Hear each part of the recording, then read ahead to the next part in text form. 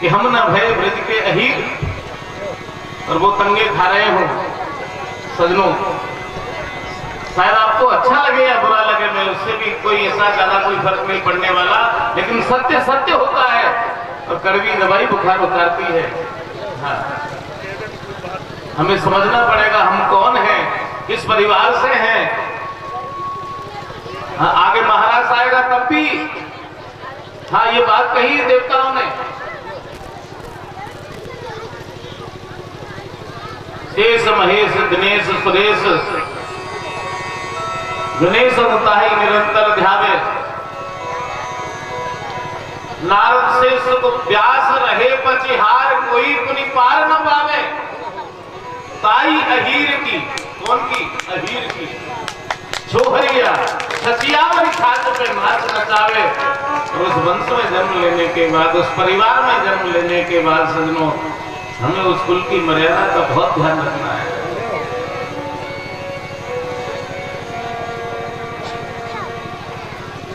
परम सौभाग्य है ये सौभाग्य के लिए देवता तरस रहे हैं। आगे जैसा आप मुझे समझे, लेकिन निवेदन है इस बालक का कि थोड़ा सा अपने हाँ जो परंपरा है, जो वंश है, हमने एक दिन और निवेदन किया था, हमारे पितृश्वर कब तक प्राप्त होंगे, हम उनकी बात को बढ़ा नहीं सके, कोई बात नहीं, लेकिन जो हमारे बुजुर्गों ने, हमारे माता पिता ने जो बात बना दी है, कम से कम उसको बिगाड़े तो नहीं। आगे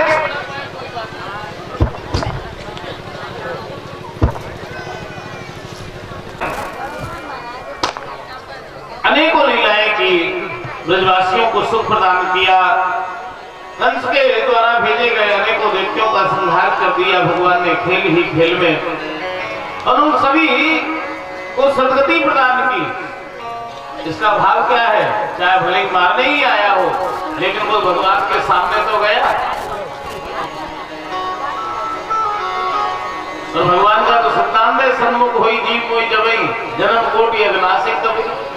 बस अरे कैसी भी भाव से जाओ, भाव भाव अनक आलसम, नाम जपत मंगल जाओ तो सही। दुनिया का बनकर देख लिया, श्यामा का बनकर देख जरा, इस नाम में कितनी मस्ती है, इस राह पर चलकर देख जरा। हाँ, ये भी भक्ति का नशा है,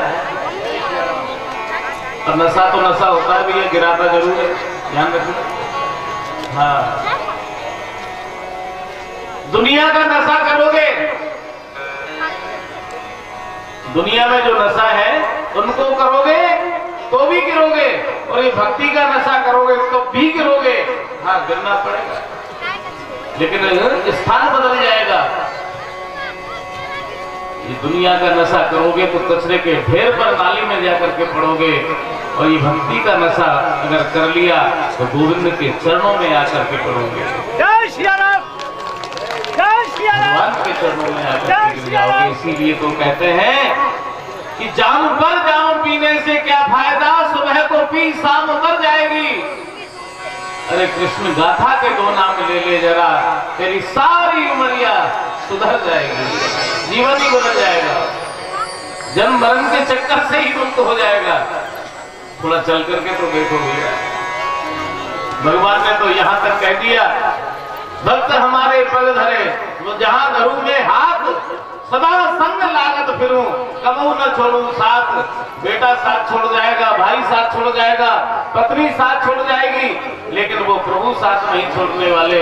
वचन दिया है, हम भक्तन के भक्त हमारे, सुन अर्जुन प्रतिज्ञा मेरी, ये व्रत कर ही न तारे। और आज हम भैया ऐसे दयालु को छोड़ करके इधर उधर भटक रहे हैं, जिसे वासनाओं में भटक रहे हैं, नाना प्रकार के नशाओं को करते फिर रहे हैं। नहीं, नशा तो भैया वो करिए जो मीरा ने किया, सूर कबीर नानक ने किया, नशा वो है। आज भगवान ने सभी दैत्यों का उद्धार किया और उनको भी सदगति प्रदान की, ध्यान देना। क्योंकि वो सामने पहुंच गए भगवान के। तो कैसे भी पहुंचो लेकिन भगवान के सामने पहुंचो। हाँ, बस ये सिद्धांत रख लो। अच्छा, कई लोग कहते हैं मन नहीं लगता महाराज। हाँ, भजन तो करे पर मन नहीं लगता। माला फेरते तो नींद लगती है, कथा सुनते तो नींद आ जाती है। हाँ? कई लोगों का ही प्रश्न होता है।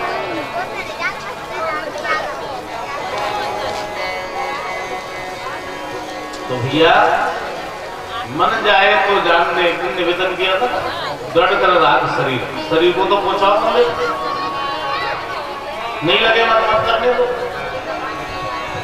एक दिन नहीं लगेगा, 2 दिन नहीं लगेगा, साल 2 साल नहीं लगेगा, कभी ना कभी तो उसको लगना पड़ेगा। हाँ? जैसे उड़ जहाज को पंछी पूरी जहाज में आवे, समुद्र में जहाज चल रहा है और जहाज के ऊपर में एक पक्षी बैठा है, ध्यान देना, उड़ेगा, फड़फड़ाएगा, आदत में है ना। तो कहीं भी जब उसको ठोरी नहीं मिलेगी बैठने की तो घूम फिर करके थकार करके कहाँ आएगा। जैसे उड़ जहाज को पंछी पूरी जहाज में आवे, आना पड़ेगा। इसी प्रकार से ये शरीर रूपी जहाज संसार रूपी सागर में चल रहा है। उड़ने दो इसको। एक दिन उड़ेगा, 2 दिन उड़ेगा, महीने 2 महीने उड़ेगा। और जब भैया मन जाए तो जान दे, दृढ़ कर राग शरीर। झूठी करो। हाँ, नहीं लग रहा मन जब भी करो,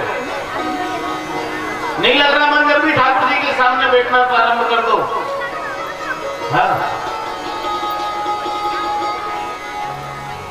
अच्छा, आप कहोगे लोग पागल समझेंगे, लोग कहेंगे भगत जी हो गया, तो लोग तो तुम्हें वैसे ही पागल समझेंगे। लोगों की बात क्या करते हो?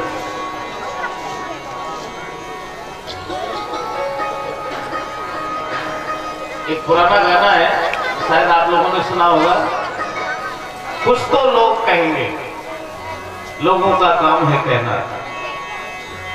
कितना भी अच्छा करो, कुछ तो लोग कहेंगे, लोगों का काम है कहना। कहेंगे ही वो तो। भजन करोगे तब भी और नहीं करोगे तब भी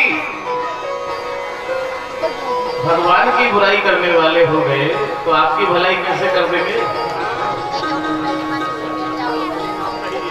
इसलिए अपना जन्म तो सुधार लो, दुनिया के चक्कर में क्यों लग रहे हो?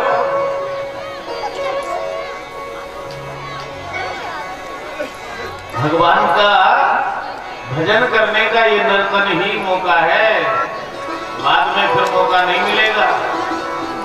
हरि भजले हरि भजले हरि भजने का मौका है। आगे भगवान ने समस्त ब्रजवासियों को अनेकों कष्टों से मुक्त किया और कंस के भेजे हुए समस्त दैत्यों का उद्धार कर दिया, उनको भी सद्गति प्रदान की। आगे भगवान विचार कर रहे हैं कि मैंने बड़े बड़े देवताओं का मान मर्दन किया, बड़े बड़े नृत्यों का श्रृंगार किया, उनको सद्गति प्रदान की, लेकिन अभी कोई अहंकारी देवता रह तो नहीं गया। इसमें भी ध्यान आया कि अभी तो सबसे बड़े अहंकारी देवता तो रह ही गए, कामदेव। कामदेव का ध्यान आया, अब मिलेगा कहाँ? कामदेव से संपर्क कैसे हो? जैसे ही भाव आया, नारद जी ठाकुर जी की लीला को आगे बढ़ा रहे हैं। आकाश मार्ग से कामदेव चलता हुआ आ रहा है, उसी मार्ग से नारद जी पहुंच गए। कामदेव तो अहंकारी पकड़ लिया नारद जी को कि तुम तो तीनों लोकों में भ्रमण करते हो, ऐसा करो मुझे दिग्विजय का तिलक करो, सभी देवताओं को एकत्रित करके। कि दिग्विजय का तिलक कब किया जाता है मालूम है कामदेव? कि हाँ मालूम है, सबको जीत लेता है उसको दिग्विजय का तिलक हो जाता है। तो क्या तुमने सबको जीत लिया? कि बचा कौन है? हाँ ये बताओ, बचा कौन है? मैंने ब्रह्मा को जीत लिया, जो मेरे अधीन होकर के अपनी पुत्री सरस्वती पर मोहित हो गए। मैंने शिव को जीत लिया, जो भगवान विष्णु के मोहिनी रूप पर मोहित हो गए। और बाकी के इंद्रादी देवताओं की तो चलती क्या है, इनको तो मैंने मुर्गा बना दिया। हाँ, गौतम नारी अहिल्या को जो छलने के लिए गए, असमय मुर्गा बनकर गई, तो बोले वही कामदेव के रहा, बाकी के देवताओं को तो मुर्गा बना दिया। शिव को जीत लिया, ब्रह्मा को जीत लिया, और छोटे मोटे देवताओं की तो गिनती नहीं है। हाँ, उठक बैठक मुर्गा बन रहे हैं तो हमारे सामने। और साधारण जीव की तो हिम्मत ही नहीं कि जो हमसे टक्कर ले। तो देवताओं की ये स्थिति है। अब दिग्विजय का तिलक करो। हमने राम को तक रुला दिया, जो अपनी पत्नी के वियोग में प्रकृति से पूछ रहे हैं, लता पता वृक्षों से पूछ रहे हैं, हमारी प्राण प्रिय वल्लभा जानकी को कहीं तुमने देखा हो तो बताओ। राम को रुला दिया। अब दिग्विजय का तिलक करो कि नहीं, ऐसे नहीं होगा। तो कामदेव ने कहा 3 शर्तें हैं, तब छोड़ूंगा। या तो मेरे दिग्विजय का तिलक करवाओ, कि वो मैं करा नहीं सकता, या फिर तुम मुझसे युद्ध करो। नारद जी ने कहा भैया तेरे चक्कर में एक बार मैं खुद बंदर बन गया। हाँ? मेरे मन में एक बार भाव आया कि ब्रह्मा के ब्रह्माणी, रुद्र के रुद्राणी और नारद के नारदानी हो जाए तो क्या परेशानी। हाँ? मन में भाव आया कि मैं भी विवाह कर लूं। और भैया विवाह के चक्कर में अच्छा भला बंदा था, बंदर बन गया। मैं तुझसे हार मानता हूं, हाथ ऊंचे कर दिए। हाँ, कामदेव कहने लगा दिग्विजय का तिलक नहीं कर सकते, देवताओं को एकत्रित करके मुझसे तुम युद्ध नहीं कर सकते, तो मेरे शरीर में खुजली चल रही है, कोई मेरी टक्कर का पहलवान बताओ जिससे मैं युद्ध करूं। कहाँ ये हो सकता है कि कौन है, जल्दी बता दो। कि ब्रज में चले जाओ, वृंदावन में नंद जी के पुत्र हैं, नंद नंदन श्री कृष्ण नाम है उनका, गोचारण करते हैं, ग्वारिया हैं, गोपाल हैं। अगर उनसे युद्ध में जीत गया कामदेव तो मैं वचन देता हूं कि समस्त देवताओं को एकत्रित करके तुम्हें दिग्विजय का तिलक करा दूंगा। कामदेव पहले तो ठहाका मार करके हंसने लगा कि जो बड़े बड़े देवताओं को जीत लिया और ये पता बता रहे हैं ग्वारिया का, गाय चराने वाले का, उसको जीतना मेरे लिए क्या बड़ी बात है। अभी जाता हूं। नारद जी सोचने लगे हो गया अपना काम, नहन नहन करके आगे बढ़े, इसको लगा दिया हम काम कर। सही पते पर पहुंच गया कामदेव। कृष्ण तुम्हारा ही नाम है? हाँ भैया, लोग कृष्ण भी कहते हैं, कन्हैया भी कहते हैं, गाय चराता हूं इसलिए लोग गोपाल भी कहते हैं। आप कौन है? कि मकरध्वज ध्वज कामदेव नाम सुना है? हाँ हाँ भैया सुना है, आप तो बहुत बड़े लोग हैं। तो मैं आपकी क्या सेवा कर सकता? भगवान सहज हो गए, सहज चाह तो रहे थी सही कि ये मिले, सहज हो गए भगवान। मैं भैया तुम्हारी क्या सेवा कर सकता हूं बताइए। कि तुम्हें मुझसे युद्ध करना पड़ेगा, मेरे उत्थान में बाधक बन रहे हो तुम, इसलिए मुझसे युद्ध करना पड़ेगा। भगवान और सहज हो गए और कहने लगे कि ना लड़ाई, ना झगड़ा, ना बोल, ना चाल, ना जान, ना पहचान, और क्यों लड़ू भैया। नहीं नहीं, मेरा विकास जब ही होगा, मेरा उत्थान जब ही होगा कि जब मैं तुम्हें परास्त कर दूंगा। भगवान ने कहा भैया मेरी तो लड़ने की कोई इच्छा नहीं, लेकिन हाँ अगर तेरी उन्नति होती हो मेरी लड़ाई करने से तो ठीक है, लड़ जाऊंगा। महादेव की तो बात की बात है, लेकिन तेरा तो कल्याण होगा। भगवान कहने लगे एक बात बताओ कामदेव, युद्ध करना चाहते हो मुझसे? कि हाँ। तो युद्ध 2 प्रकार का होता है, कौन सा युद्ध करोगे? किले का युद्ध करोगे कि मैदान का युद्ध करोगे? कि पहले स्पष्टीकरण करो कि किले का युद्ध कैसे होता है, मैदान का युद्ध कैसे होता है। भगवान कहने लगे किले का युद्ध तो ऐसा होता है कि एक सुंदर भवन होगा और उस भवन के अंदर एक नहीं अनेकों प्रकार के भोग सामग्री विद्यमान होंगी और उस भवन में मैं अकेला पुरुष रहूंगा और उसी भवन में एकांत में त्रिलोक सुंदरी स्त्री होगी और तुम अपने पांचों बाणों का प्रहार करना। कहीं मेरा मन उस स्त्री के प्रति आकर्षित हो गया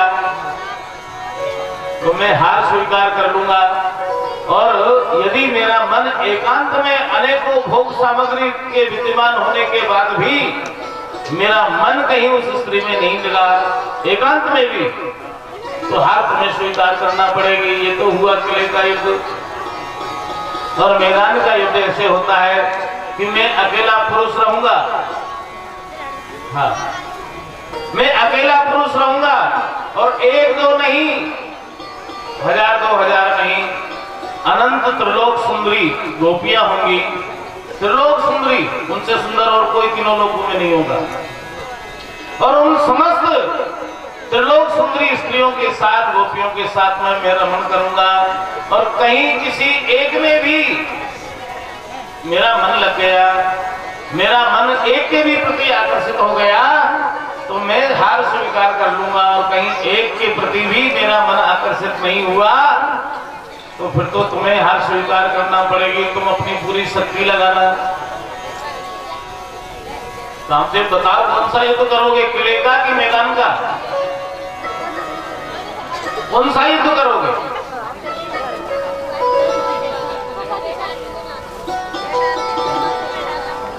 कौन सा युद्ध करोगे कि मैदान का करूंगा? कहीं हो सकता है ये योग जानता हो, प्राणायाम जानता हो, प्राणायाम के द्वारा अपनी श्वास को ब्रह्मरंध्र में चढ़ा करके कहीं 2-4 दिन के लिए श्वास खींच गया तो मेरे सारे बाण, सारा प्रयास, सारी शक्ति बेकार हो जाएगी।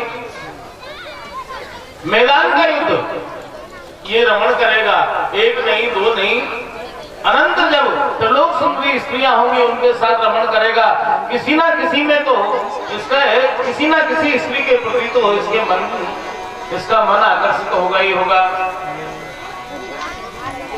कृष्ण, मैं तुमसे मैदान का युद्ध करना स्वीकार करता हूं। मैदान का युद्ध करूंगा। अच्छा ठीक है, कहां करोगे? स्थान बता दिया गया कि यमुना के तट पर, बंसी वट पर, यमुना तट पर बंसी वट पर होगा। राधे राधे। माताओं से निवेदन है कि ये जगह रस्सी जहाँ बंधी है उसके पीछे बैठे और ये जो पूरी जगह महाराज होगा, आप यहाँ से बिल्कुल हट जाएंगे, सब पीछे बैठ जाओ, पीछे थोड़ा थोड़ा सा भी हट जाए। जो बीच में जगह खाली है तो जगह का दान दें, ये पूरा खाली कर दो और गद्दों को लगा दीजिए, गद्दे एक जगह लगा।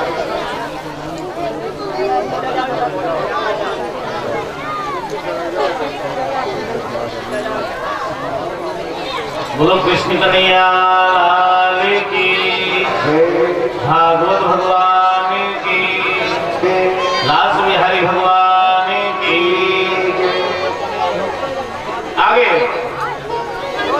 स्थान नियुक्त हो गया यमुना का तट। अब तिथि निश्चित करना है। अब तिथि निश्चित हो रही है कि शरद पूर्णिमा की रात्रि में कामदेव तुम अपनी पूरी शक्ति को लेकर के आया ना, मैं तुम्हें यमुना के तट पर मिल जाऊंगा। अब समय व्यतीत हुआ, कामदेव जाओ तुम अपनी तैयारी करो। और मुझे तो कुछ तैयारी करना ही नहीं है भैया, तुम्हारा उत्थान होना है, बस इसीलिए कर रहा हूं। समय आ गया, शरद पूर्णिमा की रात्रि का समय आया और भगवान अकेले, ध्यान देना सुनना, यमुना के तट पर पहुंच गए बंसी को लेकर के, मेनू को लेकर के अकेले। और उस समय मधुर वेणु का निनाद किया। पहले तो बंसी से प्रार्थना की कि बंसी ऐसी बजना कि बचपन से लेकर के मैं आज तक तुमसे ज्यादा प्रेम मैंने किसी से नहीं किया। हर क्षण हर समय तुम्हें अपने साथ रखता हूँ, तो उस प्रेम का आज बदला चुका देना। आज चुका दे बदलो मेरो, तो बज उठ कुंजन के बीच। कि ब्रजवाला को नाम ले तू कुंजन मेला थी। और ऐसी बजना कि जड़ते तन सब झूम उठे और थिरक उठे ये बदन सगरो नाम अमर है जाए तेरो तीनों लोग रहेंगे जब रो।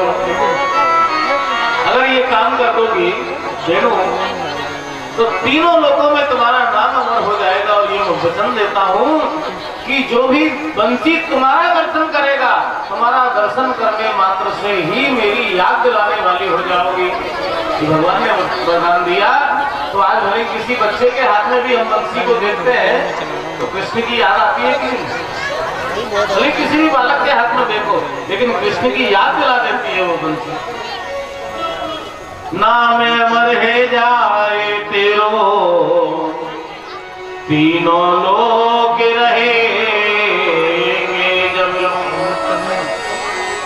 पर इतना सा काम करना है क्या कि घर घर को बिन टेर लगा तू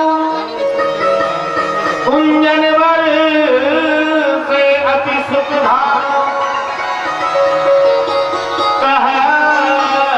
लोकपति बाट तके व्यतीत भय घनश्याम। श्याम सुंदर तुम्हारा नाम ले लेकर के बुला रहे हैं, तुम्हारी प्रतीक्षा कर रहे हैं। बंसी बटवर प्रत्येक गोपी को नाम ले लेकर के उनके कान में जाकर के ये मेरा संदेशा पहुंचा देना, बस इतना सा कार्य है। भगवान ने अब वेणु का निनाद किया। निसम्यगीतं तदनंग वर्धनम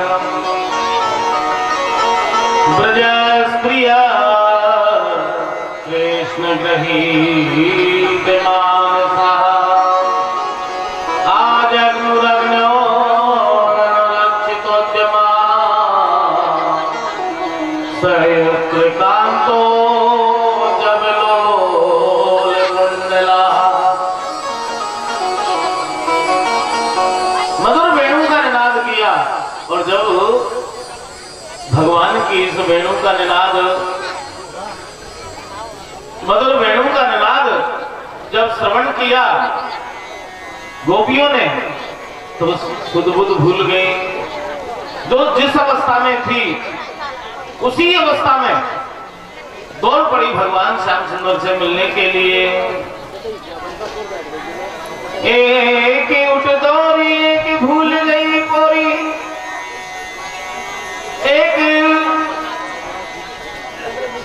जो जैसी थी वैसी दौड़ पड़ी है। एक उठ दौड़ी एक भूल गई कोरी, एक रात भरी तोरी सुध रही ना तन है। एक खुले बार एक छतिय ने उगार, एक भूषण उतार चली दामिनी जो घन में। एक उजियारी गोपीनाथ ने निहारी और जा रही है। आधा अधूरा श्रृंगार है। कई कई गोपियों के तो हाथ आटे में सने हैं, गोबर में सने हैं, वस्त्र भी ठीक से नहीं पहने हैं। जैसी थी वैसी दौड़ पड़ी भगवान से मिलने के लिए। और जब भगवान से मिलने के लिए गई, भगवान से मिलने के लिए जा रही हैं तो भगवान ने क्या किया? योग माया को आदेश दिया। योग माया से कहा, योग माया जो गोपी मुझसे मिलने के लिए दौड़ रही हैं, भाग रही हैं, उन भागती दौड़ती गोपियों का श्रृंगार मार्ग में ही करो। और जो गोपी भगवान के पास पहुंचती वो त्रिलोक सुंदरी बनकर के पहुंचती। भगवान की ओर भागने का नाम ही तो भक्ति है। जो भगवान की तरफ भागेंगे, गोपियां कहां भाग रही है? श्याम सुंदर की तरफ भाग रही है, और जो भगवान की ओर भागता है उसी का नाम भक्ति है। और जो भक्ति करता है भैया उसको फिर श्रृंगार की जरूरत नहीं है, उसका श्रृंगार तो भगवान कराते हैं, ठाकुर जी कराते हैं अपने आप। उसको क्या चाहिए क्या नहीं चाहिए, क्या बनाना है। जय हो, बोलो कृष्ण कन्हैया लाल की, आवन वाले बाबा की। हम सभी का आज परम सौभाग्य है कि हमारे आवन वाले बाबा के पुजारी जी महाराज का आगमन हुआ है, हमारे छोटे भाई श्री प्रदीप जी का। और आपके इस नगर के तो भांजे हैं, वो 100 ब्राह्मण का पावर है इनके अंदर, 100 ब्राह्मण और एक भांजे। बोलो कृष्ण कन्हैया लाल की। तो जैसे ही भगवान श्याम सुंदर ने पुकारा, गोपियां दौड़ पड़ी हैं भगवान से मिलने के लिए। और मार्ग में योग माया के द्वारा शिकार करवाया गया।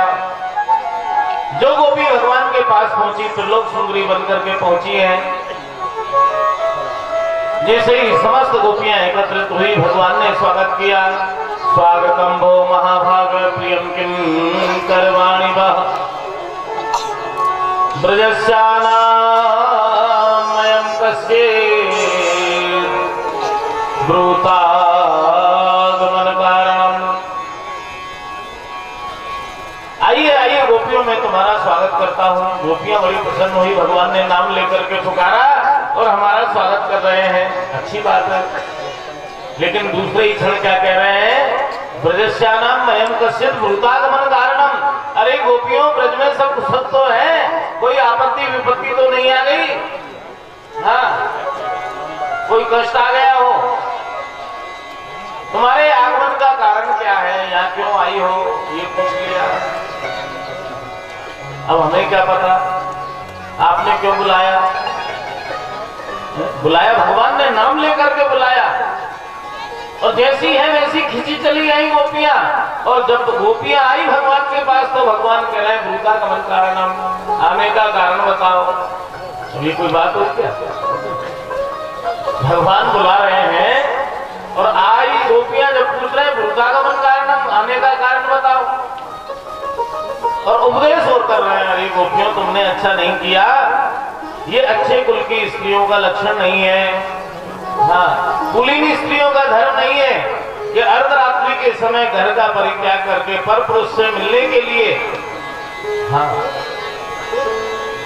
अर्धरात्रि के समय पर पुरुष से मिलने के लिए यमुना के तट पर आई हो, ये अच्छी बात नहीं है, ये कुलीन स्त्रियों के लक्षण नहीं है, ये धर्म नहीं कहता।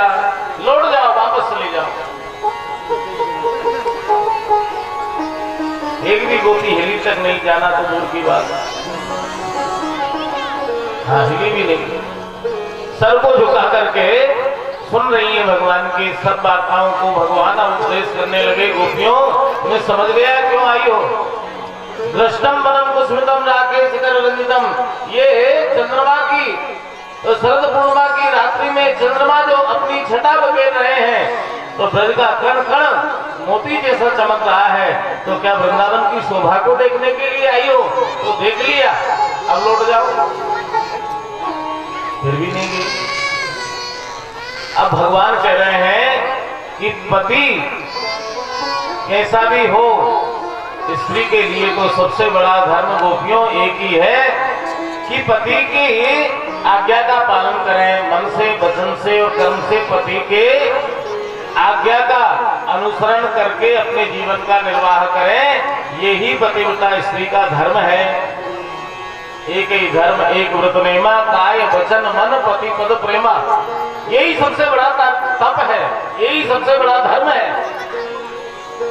और तुम अपने पति और परिवार और बच्चे और घर का परित्याग करके यहाँ आई हो, और वो भी अर्धरात्रि के समय पर पुरुष से मिलने के लिए। उचित नहीं किया, जाओ अभी समय है, लौट जाओ। फिर भी नहीं गई तो भगवान कहने लगे, गोपियों मैं तुम्हें एक कथा सुनाता हूँ कि पतिव्रता धर्म क्या होता है, पतिव्रता स्त्री के धर्म का प्रभाव क्या होता है। एक गृहस्थ है और वो उस गृहस्थ में पति पत्नी और 1 वर्ष का एक बालक है। नित्य उस गृहस्थी में हवन यज्ञ होता है, हवन कुंड बना हुआ है घर के आंगन में। एक वृक्ष है। पति परदेश चला गया धनार्जन के लिए, दाल रोटी कमाने के लिए। ग्रीष्म ऋतु है, दोपहर के समय भूखा प्यासा लौट करके आया। पत्नी घर के आंगन में वृक्ष के नीचे सूप में धान स्वच्छ कर रही है। जैसे ही पति आया, भूखा प्यासा थका हारा, पत्नी ने क्या किया, जल ला करके दिया, ठंडा जल, और कुछ खाने को दिया। वृक्ष की छाया में बैठ करके अब वो पतिव्रता स्त्री क्या करने लगी, पंखा झलने लगी। तो थका हुआ भाई सही, थोड़े ही समय में उसको नींद आ गई और पत्नी की, वो पतिव्रता स्त्री की गोद में ही अपना सर रख करके सो गया। और वो पतिव्रता स्त्री पंखा झलने लगी। इतने में ही उनके एक बालक था 1 वर्ष का, वो कक्ष से निकला, कमरे से निकला और घुटमन चलता चलता आंगन में आया। आंगन में हवन कुंड भी है। उस पतिव्रता स्त्री ने देख लिया कि आज ये मेरा बालक, मेरी आंखों का तारा, मेरा लाडला प्यारा दुलारा ये बालक हवन कुंड की ओर बढ़ रहा है। ऐसा नहीं हो कि हवन कुंड में ही गिर जाए, लेकिन करूं तो क्या करूं। गोपियों, उस स्त्री ने क्या किया, पतिव्रता स्त्री ने अपने पति की सेवा का परित्याग नहीं किया। पति को पंखा झलती रही कि उठ करके जाऊंगी तो पति की नींद खुल जाएगी, पतिव्रत धर्म नष्ट हो जाएगा, और नहीं जाऊंगी तो आज मेरा लाल नष्ट हो जाएगा। तीनों मेखलाओं को पार करके जलते हुए हवन कुंड में उस पतिव्रता स्त्री का बालक गिर गया। रोती रही, बिलखती रही, लेकिन फिर भी पति की सेवा का परित्याग नहीं किया। और कुछ समय पश्चात जब उस पति की नींद खुली, वो पतिव्रता स्त्री गोपियों दौड़ी भागी कि अब तक तो मेरा लाल जल करके राख की ढेरी बन गया होगा। लेकिन जैसे ही हवन कुंड में देखा तो क्या देख रही है, चारों तरफ अग्नि जल रही है और बीच अग्नि में वो पतिव्रता स्त्री का बालक कीड़ा कर रहा है, कलरव कर रहा है, खेल रहा है। ये पतिव्रत धर्म का प्रभाव है कि अग्नि भी उस बालक को नहीं जला सकी। और तुम अपने पति, परिवार और बच्चों का परित्याग करके पर पुरुष से मिलने के लिए आई हो, ये सर्वथा अनुचित है। जाओ, अभी भी समय है, लौट जाओ, वापस चली जाओ। अब गोपियां कहने लगी, हे श्याम सुंदर, आपने हमें बहुत सुंदर कथा सुनाई है, लेकिन हमारा भी मन अब कथा सुन करके कथा सुनाने का हो रहा है। एक कथा हम भी तुम्हें सुनाना चाहती हैं। भगवान ने कहा, अच्छी बात है कथा सुनाना, और जीवन तो इसी में निकलना चाहिए भैया। या तो कथा सुनाते रहो कि सुनते रहो। हाँ? हमें बहुत अच्छा लगता है, हमारे गांव में, इस क्षेत्र में सत्संग होता है। हाँ, वार्ताजी होती है, सत्संग होता है, एक दूसरे से प्रश्न करते हैं, ठाकुर जी की लीलाओं के बारे में चर्चा करते हैं। तो यही तो है, कभी हम आपको सुना रहे हैं, कभी आप हमें सुना रहे हैं। यही तो जीवन का आनंद है। शरद कुमार क्या कर रहे हैं, 4 भाई हैं, एक कहते कहते थक गया, वो उतर के नीचे बैठ गया, दूसरा सुनाने लग गया। जीवन तो इसी में व्यतीत होना चाहिए, सुनाओ या सुनो। लेकिन हमारा जीवन कैसे व्यतीत हो रहा है, नींद ही नहीं आती जब तक 2 चारों की बुराई नहीं कर लेते, इधर की उधर नहीं की जब तक। तो आपसे नहीं है, तुम अपनी कह रहे हैं, हमारी आदत सी हो गई है। बुरा जो देखे न में चला, बुरा न मिलिया कोई, जो दिल खोजा अपना तो मुझसे बुरा ना कोई।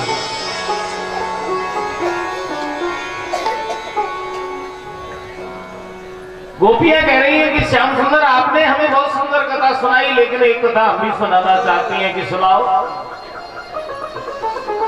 कि एक पतिव्रता स्त्री है, और वो पतिव्रता स्त्री जब तक अपने पति का दर्शन नहीं कर लेती, तब तक अन्न और जल ग्रहण नहीं करती। मान लो उस पतिव्रता स्त्री का पति कहीं परदेश चला गया धन अर्जन करने के लिए महीने 2 महीने के लिए, तो वो पतिव्रता स्त्री अब कैसे जिएगी, कैसे रहेगी, ये बताइए। तो अब भगवान कहने लगे गोपियों तुम भी कितनी भोली हो, पति परदेश चला गया कोई बात नहीं, जाने दो, उसके चित्रपट की पूजा करो, उसकी मूर्ति की पूजा कर लो, उसको भोग लगा लो, उसी का दर्शन कर लो और अपने परिवार का पोषण करते हुए जीवन का निर्वाह करो। ठीक है श्याम सुंदर, आप कह रहे हो कि पति प्रदेश चला जाए तो उसके चित्रपट यानी फोटो की मूर्ति की पूजा कर ली जाए। एक दिन उस पतिव्रता स्त्री का पति आ गया दरवाजे पर, हुंडी खटखटा रहा है, भाग्यवान दरवाजा खोलो, भाग्यवान दरवाजा खोलो, और वो पतिव्रता स्त्री मूर्ति की पूजा में लगी है अंदर, घर के अंदर। तो अब क्या करेगा, अब क्या करना चाहिए उस पतिव्रता स्त्री को, ये और बता दीजिए गोविंद। अरे गोपियों अब इसमें क्या सोचना विचारना, क्या पूछना। अरे जब पति परदेश से आ गया है, साक्षात पति पुकार रहा है, साक्षात पति दरवाजे पर खड़ा होकर के नाम लेकर के पुकार रहा है, भाग्यवान दरवाजा खोलो,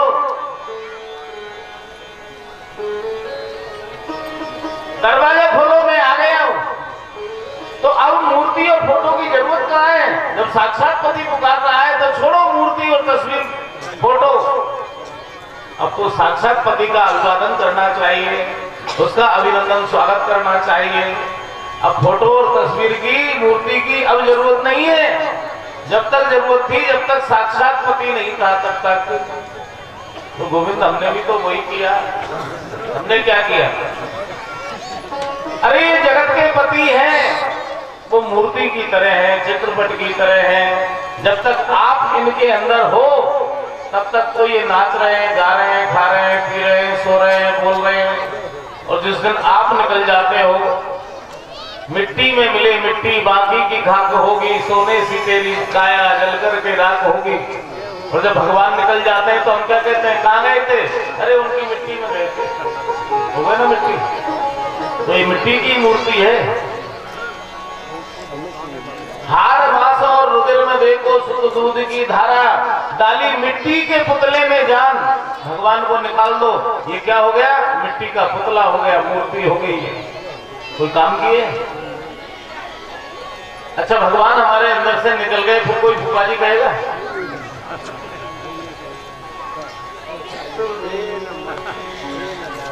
तो ये कि कहेंगे जल्दी करो भैया आप टाइम नहीं, समझ गए, टाइम हो रहा है। अरे वो बहन नहीं आई उस गाँव की, अरे भले ही मत आने दो उनको, फोटो दिखा देना, जल्दी करो।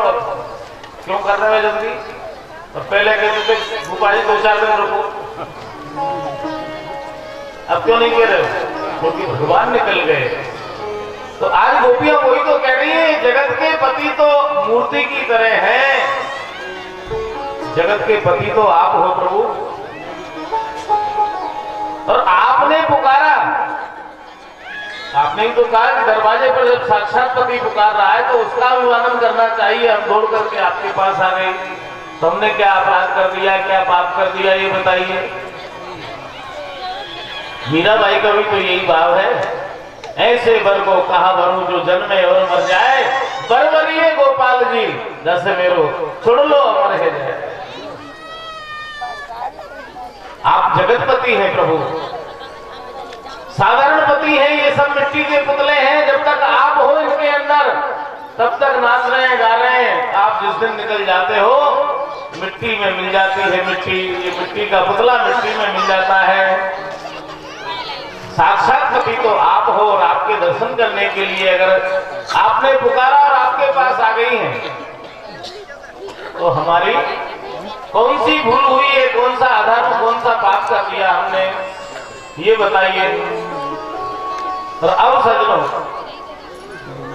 गोपियां पूछ रही हैं कि गोविंद एक बात बता दीजिए, पतिव्रता स्त्री का, पतिव्रता स्त्री अगर पति की सेवा करे पति की सेवा का फल क्या है? पति की सेवा करने से क्या मिलता है ये बताइए। भगवान कहने लगे पति की सेवा करना धर्म है। तो कन्हैया एक बात और बता दीजिए कि धर्म करने से क्या मिलता है? हाँ, पति की सेवा करना एक ही धर्म। पति की सेवा करने से धर्म की प्राप्ति होती है। तो धर्म करने से क्या मिलेगा? धर्म करने से पुण्यार्जित होगा। तो कन्हैया साथ के साथ ये और बता दीजिए कि पुण्य का फल क्या है? पुण्य करने से क्या मिलेगा? कि पुण्य से परमात्मा मिलेगा। गोपियां कह रही हैं कि जब सीधे सीधे हमने परमात्मा को ही प्राप्त कर लिया तो ये पाप पुण्य और धर्म के चक्कर में हमें क्यों पटक रहे हो, पीछे धक्का क्यों मार रहे हो? ये तो ये वाली बात हो गई कि कॉलेज में पढ़ने वाले स्टूडेंट से कहो कि अब नर्सरी में एडमिशन लो बेटा। जब लक्ष्य था, लक्ष्य क्या है? समस्त सत्कर्म, समस्त धर्म, समस्त पुण्यों का फल क्या है? प्रभु की प्राप्ति। और जब प्रभु की प्राप्ति हो गई है तो पीछे धक्का क्यों मार रहे हो प्रभु? लक्ष्य तो यही है, आपकी प्राप्ति होना, आपकी शरणागति हो जाना। अब हमें ये पाप पुण्य धर्म और दुनिया भर के झमेले में क्यों फेंक रहे हो प्रभु? अब तो जैसी भी है आपकी शरण में आ गई है, हमें स्वीकार करो। तब जाकर के उन गोपियों को भगवान ने महाराज में स्थान दिया। सजनों, जितनी गोपियां हैं उतने ही श्याम सुंदर हो गए। दो दो गोपी बीच बीच माधव।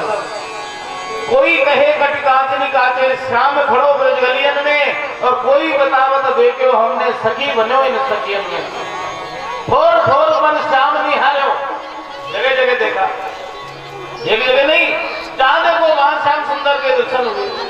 थोर थोर मन श्याम निहारो, हीरो एक मैया की बतियन में और एक उर्जो दुलारी की अखियन में।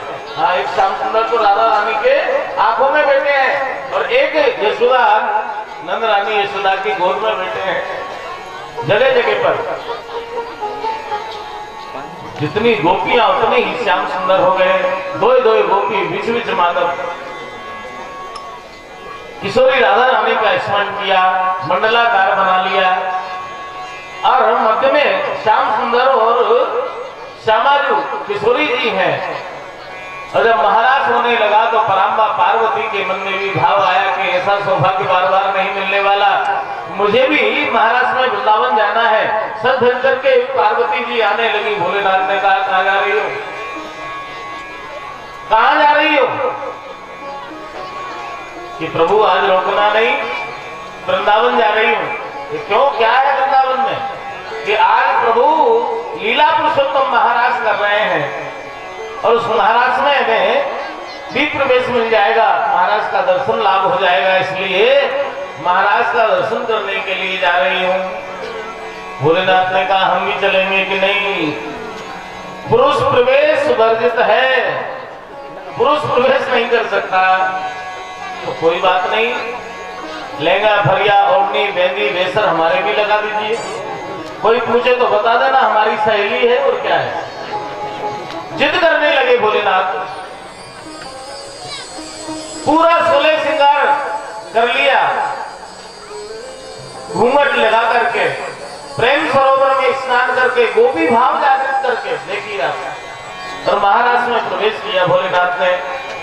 और जैसे ही भगवान ने देखा सभी गोपी बराबर की, लेकिन एक गोपी कुछ ज्यादा ही ऊंची दिखाई दे रही है, कुछ न कुछ गड़बड़ लगता है। इन गोपियों के मध्य में कोई गोप आ गया लगता है। भगवान ने कहा, महाराज बाद में होगा, पहले समस्त गोपियों का परिचय होगा। परिचय लेंगे पहले। संशय हुआ ना, इतनी ऊंची गोपी कैसे? एक तो भगवान भोलेनाथ ऊंचे, फिर जूड़ा अलग। हाँ, तो कैसे? भगवान भोलेनाथ ने सोचा कि 100-200 गोपियों का परिचय लेंगे और इसके बाद कहेंगे ठीक है पीछे पीछे लग जाते हैं। भोलेनाथ पीछे लगे।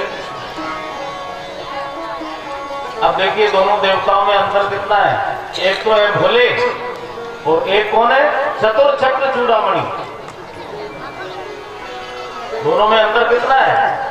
एक तो है भोले और एक है चतुर चक्र चूड़ामणि, यानी उनसे बड़ा चतुर कोई है ही नहीं। और एक बेचारे सब भोले भाले पीछे लगे। भगवान ने जैसे ही कहा कि हम आगे वाली गोपी से परिचय नहीं, पीछे वाली गोपी से परिचय प्रारंभ करेंगे, भोलेनाथ भागे वहां से। हम आगे लगे, अब तो बेचारी गोपियां सारी बीच में और आगे आगे भोलेनाथ, पीछे पीछे भगवान श्याम सुंदर। अब भोलेनाथ तो एक ही धुन में सीधे सीधे घूम रहे हैं और चक्र चक्र चूड़ामणि ने उल्टा चक्कर कर दिया, बीच में टकरा गए। भोलेनाथ तो एक ही धुन में घूम रहे हैं और श्याम सुंदर उल्टा चक्कर लगाया और पकड़ लिया भोलेनाथ को। जैसे ही घूंघट उठाया, भोलेनाथ ने हाथ जोड़ लिए, प्रभु महाराज से निष्कासित मत कर देना। भगवान श्याम सुंदर ने दर्शन करके मन मन मुस्कुराते हुए कहने लगे कि आज तो मेरे नाम की मांग भरी है, अगर महाराज में रहना चाहते हो तो वृंदावन में हमेशा हमेशा के लिए गोपी बन करके रहना पड़ेगा, रोज 16 श्रृंगार करना पड़ेगा। स्वीकार है तो ठीक है, नहीं तो अभी ही इस महाराज से निष्कासित हो जाइए। भगवान भोलेनाथ ने स्वीकार किया कि प्रभु नित्य 16 श्रृंगार करके रहूंगा, गोपी बन करके गोपी भाव से वृंदावन में विद्यमान रहूंगा हमेशा। तो भैया पूरे ब्रह्मांड में वृंदावन में ही एक मंदिर ऐसा है गोपेश्वर महादेव का, जहाँ आज भी भगवान भोलेनाथ गोपी बन करके दर्शन दे रहे हैं। नित्य संध्या के समय रोज 16 श्रृंगार होते हैं। तो सजनों, इस बालक को 5 वर्ष तक गोपेश्वर महादेव के निकट ही रहने का सौभाग्य प्राप्त हुआ। इस दास को खूब दर्शन लाभ मिला गोपेश्वर भगवान का, बिल्कुल जैसे चिमड़ी और यहाँ इतने निकट ही रहने को मिला। बोली गोपेश्वर भगवान की। अब तो दो दो गोपी बीच बीच माधव, वृंदावन की अद्भुत शोभा है सजनों। देखो घटा ब्रज गौवन की घन घोर घने घन घोर गिरे हैं, गाजन बाजन ते बागर आयो, भीजतेदार कलैया भरे हैं। बंद पातन में मेघ घिरो ऐसे, जैसे गोपिन में घनश्याम घिरे हैं। ऐसे लिपट लिपट करके नृत्य कर रही हैं गोपियां, जैसे लगते ही बेल कमाल को लक्ष्य से बेल लिपट जाती हैं, ऐसे गोपियां लिपट लिपट करके नृत्य कर रही हैं। और महाराज हुआ भगवान मयूर बन करके नृत्य कर रहे हैं, मोर बन करके नृत्य कर रहे हैं गोपियों के मध्य में। बोलो रास बिहारी भगवान की जय। आइए, कोई खड़ा नहीं होगा सजनों, रास बिहारी भगवान दर्शन देने के लिए हम सभी को यहाँ बुला रहे हैं। कोई खड़ा नहीं होगा, ठाकुर जी की लीला में विक्षेप नहीं करना चाहिए, अपराध होता है। जहाँ बैठे वहीं से दर्शन का लाभ प्राप्त करें।